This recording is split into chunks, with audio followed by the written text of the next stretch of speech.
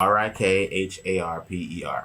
So if you need good credit, you're looking to buy a house, talk to your boy Rick Harper, RIK Harper. Take care of you. And you said you got a kid. Yes. So let's dig right in. How do you discipline your child? How old is your child? He's 12. So we got a 12-year-old boy. So he's in that stage where it's fun. Yeah. This is the fun stage that we're in. A lot of discoveries with him. A lot of discoveries. So we're also going to introduce Fatima, who is finally back with us. Yay, Fatima. Hello. And dearly beloved, our topics. The first one, we're diving right in. Discipline. How you were disciplined, how you plan on disciplining your child if you don't have any.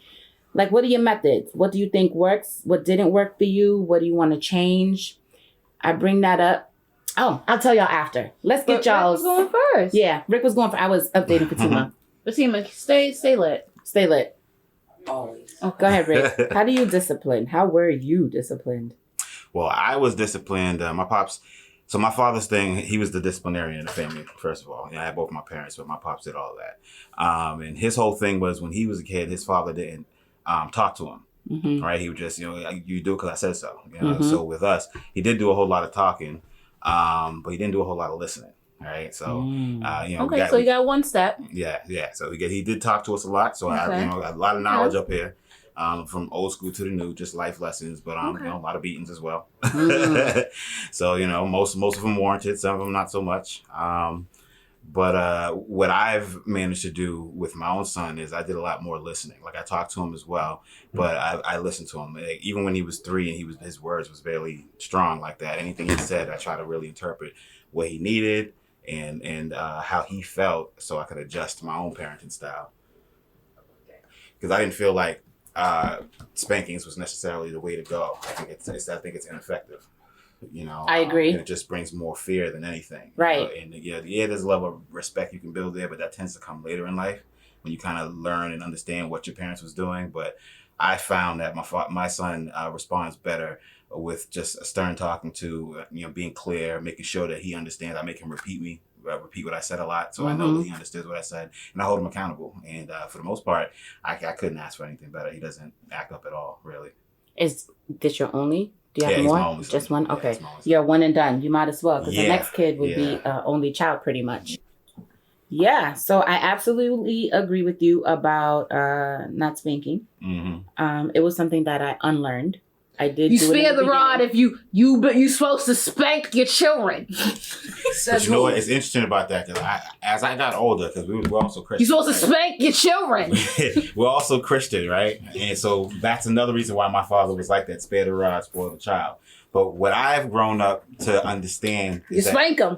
Everyone interprets the Bible different, right? Right. I think that spare the rod is more is more of a metaphor for discipline rather than actually physical. sparing the rod. You know what I mean? Like I think that they basically what they're saying, if you don't discipline your child, you're gonna spoil them. That doesn't necessarily mean you gotta spank them. But what is wrong with spoiling your child too? And that's another thing that we need to unlearn. There's nothing wrong with spoiling your child when it's earned, when it's a reward towards them. I'm not saying spoil them and they're blowing shit up. Right. But if somebody is being overly affectionate with their child, so what? Right. Yeah, exactly. I think two things can be true. Right. Right. And if somebody wants to purchase them expensive, a toy that costs too much money, so what? It's not coming out your pocket. Why do you care? Right. And what if this child is getting straight A's in school and they've earned that? Again, why do you care? This is someone else's kid. I want to go.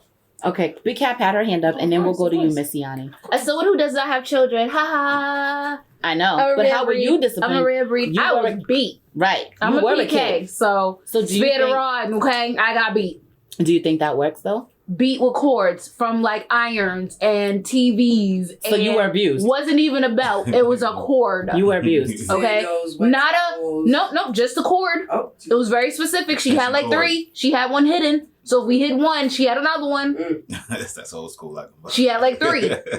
Now, when I do have children, if I do have children, and I think I'm going to be more of a talker and a listener, I don't think I'm going to physically hurt them. I just don't see the benefit in it. I ain't gonna lie, I might shake the kid. But you know what I'm saying? Don't say a word. Not shaking sure kids they're over syndrome, 6. obviously. Make sure they're at That's least why I was 6. gonna make sure Right. I threw that out there. Right. But you know, if I need a quick hey, snap out of it, I'm gonna be like, listen, don't make me do what my mama did to me, because I don't want to go there. But if I have to, I will. You know what I'm saying? Right. It's gonna be one of those situations where it's more of a threat. It's just not an actual thing. Mm-hmm. I don't know. I think I'm gonna take the toys. It's all about accessories now. It's all about these phones and games and TVs. I'm gonna be that parent. That is Give me true. all that. That is true. Give me all that. My son's not allowed to have his phone except for the weekends. You see what I'm saying? So that's who I'm gonna be, the electronic mother. Oh, okay. Oh, you really like that sport? Oh, okay. Right. Take away the things. That's what I'm gonna do. But when you act right, oh, I'm gonna spoil the hell out of you. Right. I wasn't spoiled enough when I acted right. Mm-hmm. Siani? Oh, I want to say hi because I just Hey, came. Hi, introducing guys. you. Welcome, I'm welcome. Lonnie. To answer y'all's question, I myself don't have children either. Yet. Yet. I grew up. My mom had difficulties having me, so I was spoiled as soon as I came out the womb. I'm still spoiled, and I'm 31 years old.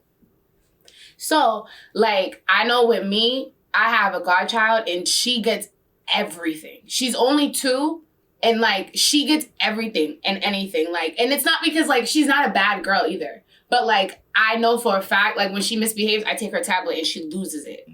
But, like, if I'm going shopping, I'll get something for her before I get something for myself.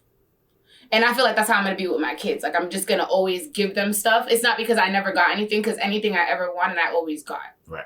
But I want them to have better than me. Like my mom never bought me brand stuff. I want to be able to give that to my children when I can do that. You know what I'm saying? So, like, I get it. Like, I get it to this day. Like, you're mad spoiled, and you're mad because you're not. You know what I'm saying? Like, I hate when people say that. Like, oh, you're a spoiled brat. You didn't have to work for nothing. Like, what are you talking about? I work for everything I have. It just so happens that I have parents that still spoil me. Right. I'm still my mom's only girl. You know what I'm saying? I'm still her only girl. I'm still her princess. It's jealousy. And that's just what it is. Mm-hmm. And she does the same thing with my little brother. That little boy's more spoiled than me, but mama's boy. So, of course. But, like, I'm never going to ever judge anybody on how they raise their kids. Ever. Mm-hmm. That's how you raise your children. That's how you see your children. Who am I to do that? You pushed them out. You was in labor, not me. Uh-huh. You carried them. Yeah. Agreed. So, real quick, I have a lot to say about a lot of what was said. So, you made a valid point about, you know, when you go out, you buy something for your child, your goddaughter, and you'll probably do the same thing when you have your own. However, buying clothes is a necessity. Children need that. Yeah. So, I don't see a child having too much clothes as being spoiled. It's a need. That you need food, clothes, and shelter. You'd be surprised. So, there's no such thing as being surprised. I'm sorry. It's a child. We're human. No, I know But what people use that as spoiled. So, Right. let me give you how an much you spend Right. on a pair of sneakers. Right. Like buying I can give you a Jordans perfect versus example. Felines, or like, Right. you know what I'm saying? Right. You remember Hold on. Reeboks 2 Yeah. for $50?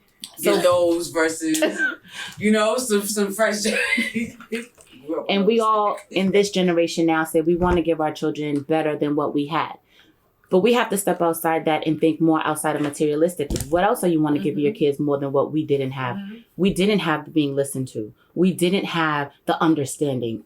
So with that, those are other values that you want to be able to instill in your kids too, outside of just, I'm going to get you these Jordans because I never had a pair of Jordans. Yeah, of course. Right. I know that's not what you were saying. No, but I know what- However, I just want to add that in for people that might be thinking that, like, damn, okay, she just want to buy them clothes. No, there's more to it than just raising a child and making sure that they have their clothes, because you're their first teacher before they hit school. Right. Mm-hmm. And people fail to realize that they're like, oh, you have these celebrities and blah. Yeah, but you're their first teacher. So what values are you instilling in them? And are you teaching them the value of $1? Like, yeah, I'm going to give you this outfit, but that's because you did a great job in school this week. Like, are you expanding their good behavior so that Of course. those things can be repeated? So this way they're learning the value of having good behavior and being rewarded with good things. And it's not a thing of being spoiled. They're being a good person, so they Right. get good things. Right. On top of that, the beating part, I think, is another thing we have to unlearn, because although you say, yeah, you might want to shake them or instill fear in them, but why? Because when you're in a relationship with a partner, is it okay for your partner to shake you? Exactly. I never got So it. this is why I had to unlearn about beating. Because, wait, before you say something, because I'll forget. When you're in a romantic relationship or any relationship, at the end of the day, these kids, they're still humans. And in our reality, we beat our children because we have an advantage over them. Mm-hmm. We're bigger. They're never going to win. Mm-hmm. We instill that fear that they're not going to hit us back. But then when they do hit us back and they're defending themselves, why is it wrong? Because if your partner hits you, or with these new kids going to school with this TikTok challenge shit and want to hit these teachers, when is it okay? Why is all those situations okay to hit back, but you are okay to hit your child? Why? I agree with that 100%. It's not okay. It's not okay. And this is what what I'm trying to say now is what I had to unlearn. So I think the whole her saying I would shake my kid. No, I know. I get what she was saying. Unlearning part. Right. Because kind of like you got me so mad. I'm just gonna shake you. Like I don't know what I can do, right? And walk away. Her mother, she said chords. Right. Like, so it shake to her to a chord. Right. So that's the unlearning part. And like obviously that shake, it must have been something that he probably did like 10, he or she probably did 10, 20, 30 times. And you're like, how many times do I have to discipline you on this same matter? And like you just like at your wit's end. So it's like, I gotta do something to get you to get it. But also you feel bad about doing it, so you don't want to go to the extreme that your parent went. Right? Mm-hmm. So it's like, you know you gotta do something for it to stick. But you don't want to go to the extreme that your parents did. So, but what your parents did worked. But you knew it was fucked up for them to do it. Right. So you're trying to find a balance in between that shit. Like, because it did work. So here's the kicker. Because I could have really been out there in the streets and crazy. Here's the kicker. You're going to be a little dizzy. Here's the kicker. Excuse me. Did you learn from the beating, or did you get an experience to learn not to do what you did again because you were going to get hit? I didn't Hold learn on. shit. Right. The beating didn't teach you anything. Right. You didn't do that again because you were in fear of getting hit by somebody who has an advantage over you. That's where the conflict comes in, because you know you didn't learn shit. So hold on. You don't want to go that route. Hold on. This is why we as people have to realize nobody's going to listen to you no matter what you do until they experience the action. So if you keep beating them, they're not going to learn. Let them fall down the fucking stairs and bust their ass. Mm-hmm. They're not going to go again. Mm-hmm. And then there's some that will. Well, then let that motherfucker keep falling, because now you're not doing the beating. The stairs are. The stairs are. Get in the same amount of trouble. You're still going to get in the same amount of trouble. And you're in the same trouble as if you beating them. Put up a gate. Quick shake. Put up a gate. Put up a gate. You know, like the shake weight. Quick. I have. So growing up, I remember, now that I think about it, I did get hit one time, and it was because I disrespected my mom. Mm-hmm. And my dad lost it. My dad has, at that point, before that, my dad never raised his voice at me. He never yelled at me. He was always the person I would go to when my mother would yell at me. So when I seen him turn red, I was probably like 7 or 8 years old. I will never forget this day. Literally, like, he screamed my name into his room. I ran into the room, and he was like, "What'd you say to your mom?"